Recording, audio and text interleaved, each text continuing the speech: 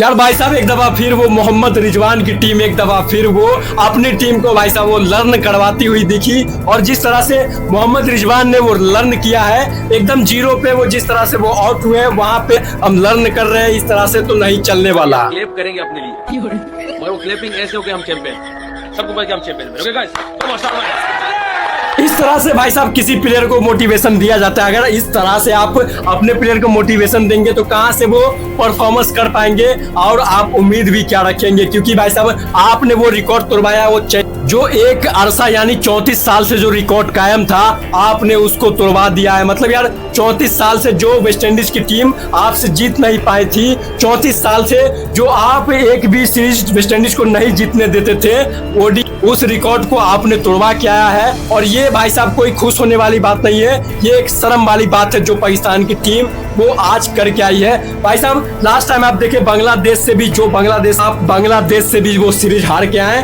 और आप बारी थी भाई साहब वेस्ट इंडीज की, और वेस्ट इंडीज की टीम भी वो 34 साल के बाद वो विन कर गई है, 34 साल के बाद वो जीत गई है। भाई साहब यार से होप का अकेले 120 रन, उनसे भी भाई साहब पूरे पाकिस्तान की 11 प्लेयर जो बैटिंग करके गई है उनसे हार जाएगी, क्योंकि भाई साहब से होप ने अकेले वो 120 रन मारा है। अकेले वो एक तरफा वेस्ट इंडीज को जिस तरह से उन्होंने गेम में बनाया है, हालांकि बीच में वेस्ट इंडीज का वो काफी खराब सिचुएशन था, वहां पे वो से होप पार्टनरशिप करके वो वेस्ट इंडीज को 296 रन तक लेके गए। और भाई साहब से होप ने नॉट आउट 120 रन मारा है और 120 रन में भी वो पाकिस्तान की टीम 28 रन से हार जाएगी। मतलब आप देखिए से होप का 120 रन और पाकिस्तान की टीम मात्र वो 92 रन पे आउट हो जाती है। तो इससे पता चलता है कि वो 28 रन से मात्र एक प्लेयर जो कि से होप है उनसे हार जाती है ये पाकिस्तान की 11 प्लेयर। वो 11 मिलके वो 120 रन नहीं बना पाते और वो पवेलियन की तरफ लौट जाते हैं। और 34 साल का जो वो बोल रहे हैं ना भाई, 34 साल का जो रिकॉर्ड था उनको तोड़ दिया है भाई साहब। लेकिन भाई साहब इस टीम में एक और किंग भी था जिसका नाम है भाई साहब बाबर आजम, और भाई साहब लोग भी उन्हें बोलते हैं, हम टीम में भी उसको किंग बोलते हैं।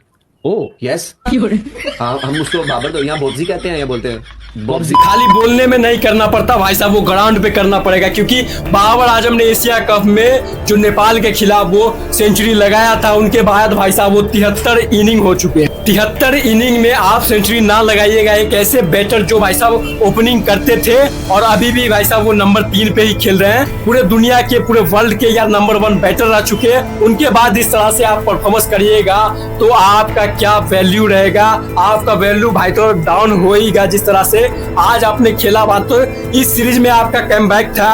पहले मैच में आप ज्यादा ही बॉल लिया लेकिन भाई साहब 47 रन बनाए, लेकिन सेकेंड मैच में 0 रन और थर्ड मैच में मात्र 9 रन बना के आप आउट हो जाते हैं और आपकी टीम मात्र 92 रन पे ही वो ऑल आउट हो जाती है। और भाई और एक बड़ी मार्जिन यानी आप 202 रन से वो मैच हार जाते हैं एक ऐसी टीम से जो 10 नंबर रैंकिंग पे थी, और आपकी टीम भाई साहब जो 4th नंबर रैंकिंग पे थी, जो आप उससे हार जाते एक 10 नंबर वाली टीम से। और वो वेस्ट इंडीज से जो लास्ट टाइम ऑस्ट्रेलिया से भाई साहब एकदम व्हाइट वॉश होके गई थी, 5 मैच की T20 श्रृंखला वो 5 हारी, 3 मैच की भाई साहब टेस्ट सीरीज वो भी हारी और आपसे वो सीरीज जीत जाती है। तो ये पता चलता है कि कितने शर्मनाक की बात है, कितने शर्म की बात है कि हमने वो सीरीज गवा दिया जाके वेस्ट इंडीज के अंदर। और 34 साल का जो रिकॉर्ड था कायम, तुम्हारे पूर्वजों ने मतलब पाकिस्तान के जो पूर्वजों ने रिकॉर्ड बनाया हुआ था, उन्होंने भाई साहब तोड़ के आगे पाकिस्तान के ये प्लेयर जिसको भाई साहब लोग किंग बोलते हैं, लेजेंड बोलते हैं। तो आप ही बताइए किस तरह से ये परफॉर्मेंस था, आप कमेंट में बताइएगा। और भाई साहब चैनल पे नए तो सब्सक्राइब जरूर कीजिएगा, क्योंकि वेस्ट इंडीज ने इस सीरीज को भाई साहब वो 34 साल के बाद वो अपने नाम कर लिया है और काफी बेहतरीन सेलिब्रेट किया है। और भाई साहब इनके टीम में जो एक बॉलर है जेडन सिल्क, भाई साहब उन्होंने 6 विकेट उखाड़ दिया है। आप देखिए भाई साहब इनके पास एक और बॉलर समार जोसेफ है जो भाई साहब ऑस्ट्रेलिया में कांड किया था गावा के अंदर। और आज देखिए भाई साहब ये सिल्क जिस तरह से बॉलिंग से कहर बरपा रहे हैं और पाकिस्तान टीम को पूरे तरह से वो अरेस्ट कर लिया। और सिल्क ने बताया कि वेस्ट इंडीज की टीम वो आगे तक जाने वाली है और उसको भाई साहब वो सभी प्लेयर वो साथ लेके जाएंगे, जिस तरह से ये सभी प्लेयर वो परफॉर्मेंस दे रहे हैं। लेकिन पाकिस्तान का भाई साहब वो चलता ही रहता है, वो हारते ही रहते हैं, उनका कोई गारंटी होता नहीं है, क्योंकि जिस तरह से ये परफॉर्मेंस कर रहे हैं। बाबर आजम का भाई साहब टीम में भाई कोई परफॉर्मेंस नहीं कर पाए, ना ही सैम अयूब चले, ना ही अब्दुल्ला शफीक चले, ना ही मोहम्मद रिजवान चले, ना ही बाबर आजम चले, ना ही तलत चले, मतलब कोई भी चले नहीं। इनके 5 प्लेयर हैं जो भाई साहब 0 पे आउट होके जाते हैं और वहीं से लगता है कि पाकिस्तान की टीम वो लड़खड़ा गई है,